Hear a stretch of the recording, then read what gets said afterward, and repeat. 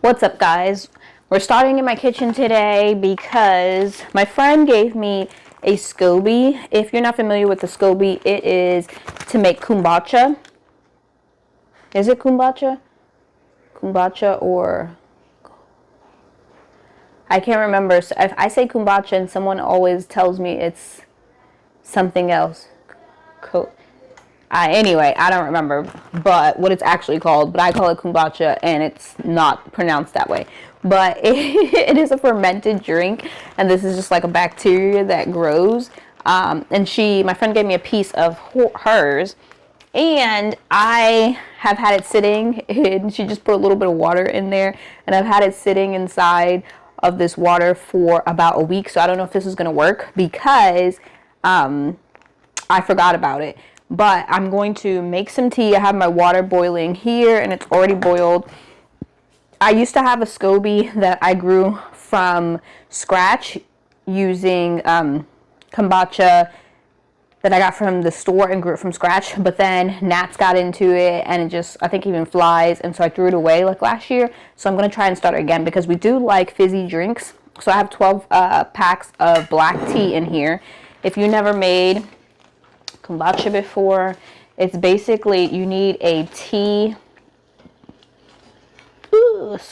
with sugar mixture to feed. The sugar is what feeds the bacteria, and it grows from there. I'm going to add the SCOBY with a little bit of liquid down in my gallon jar, and you cannot add just a straight hot tea. So I'm going to let this steep for about 10 minutes, and then I'm going to come back.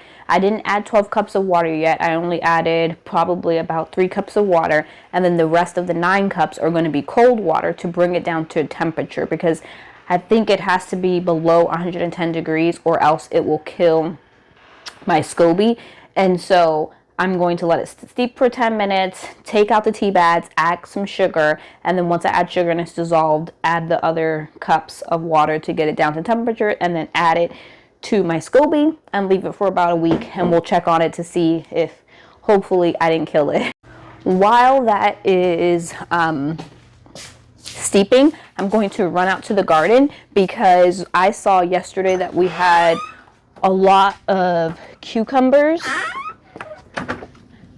that needed to be harvested, and I wasn't able to harvest them yesterday because I was in a rush, and so I don't want to forget about them because some of them were already really big. These are cucumbers that I did not grow, that they replanted themselves. But while we're out here, let's admire. My son has done this whole row of making long beds. And this was 1 yard of compost to do 1, 2, 3, 4, 5, 6, 7, 8, 9 beds. And then he had a little more soil that was just like a couple scoops. And so he added it here, but he has to finish connecting these beds and making them longer. Today's supposed to be about 80, go up to like 85 degrees.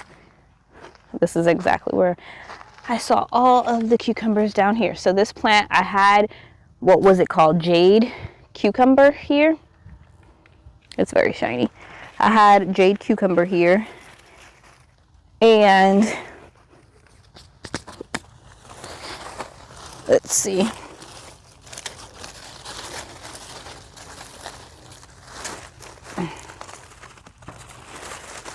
This one was hiding, and it's gotten huge.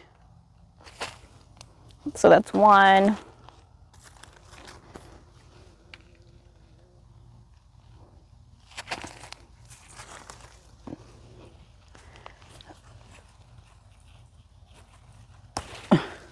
Two.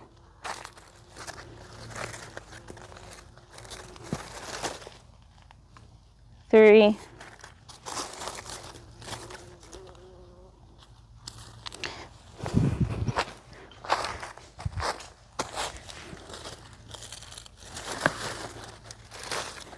4.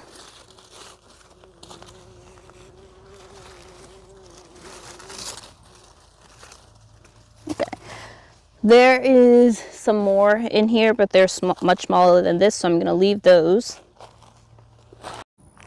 We do have some more cucumbers here. These are the suyo longs.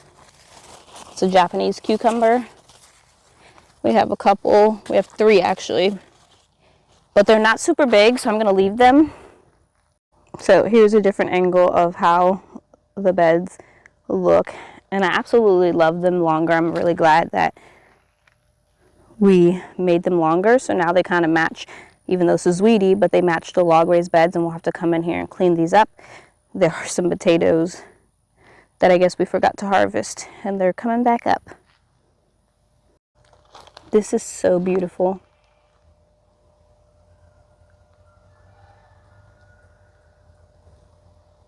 There's so many butterflies. Oh my goodness.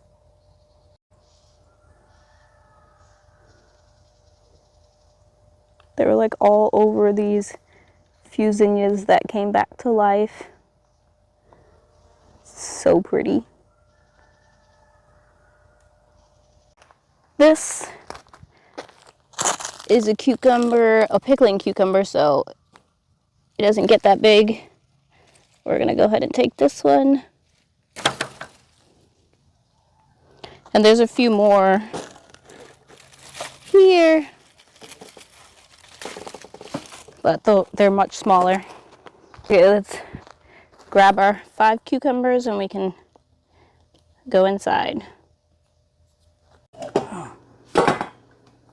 Okay, back inside. Ooh, back inside. I think this has steeped long enough, so I'm going to get all of the tea packets out.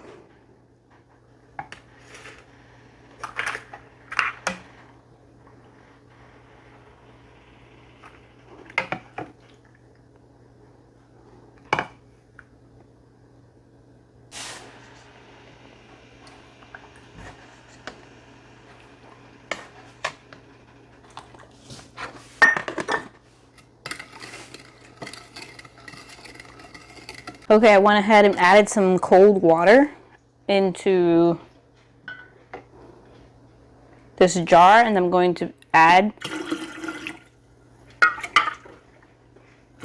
the tea in here.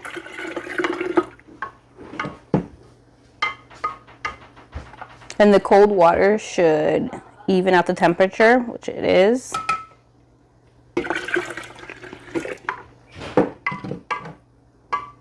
I'm gonna get some more cold water okay,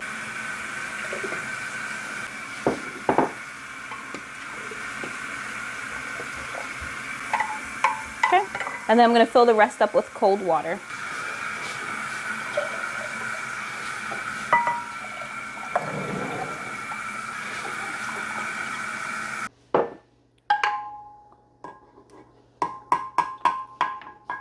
And that is it. That is completely it.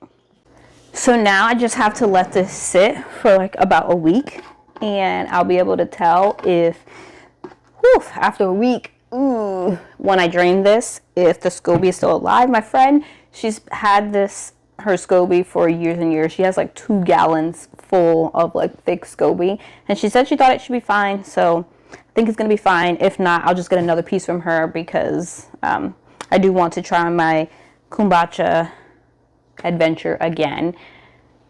This does have to sit out at room temperature, and we've been having gnats, and so I'm thinking about actually sitting it in maybe my microwave or something, because you're not supposed to screw on the lid. You're supposed to just like sit it, but I don't want gnats to get into it. That's what happened in the summer last year, and that's why I threw mine away, because it was just creating too many gnats. The last thing I want to get done is the ginger that we harvested.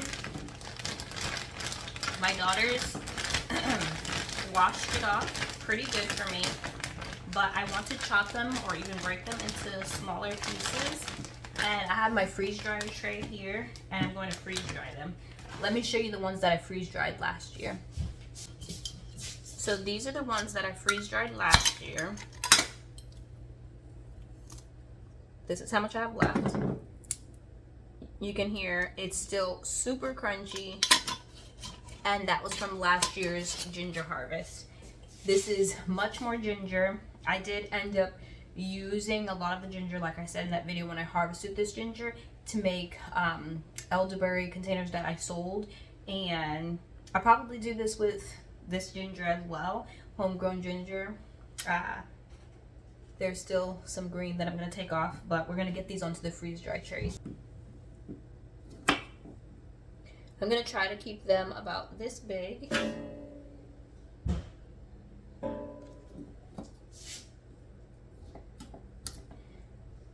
Keeping them about the same size will just make it easier to dry, so that it's all dried at the same time.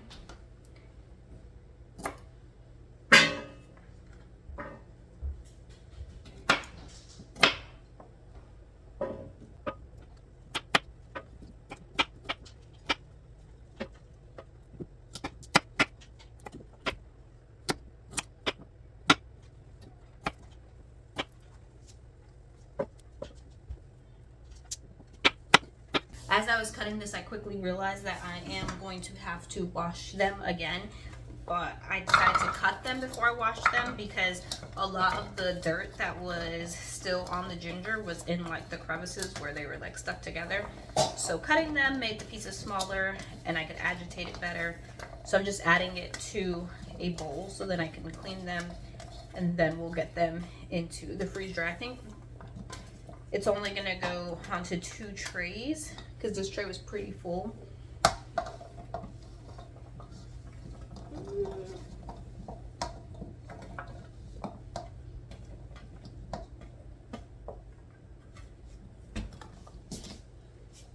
So it actually made this bowl completely full. This is a, does it say? Nope. I thought it was gonna have how many quarts it was, but completely full. Let's clean this.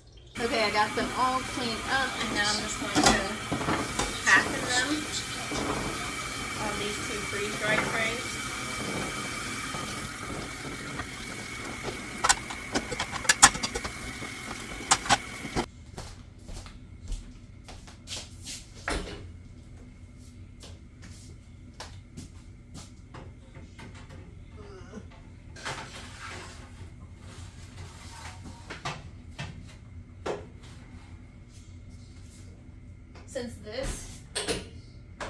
Since this is not frozen, I'm gonna hit freeze drying, and this is not frozen, so I'm just gonna hit start and make sure everything's closed.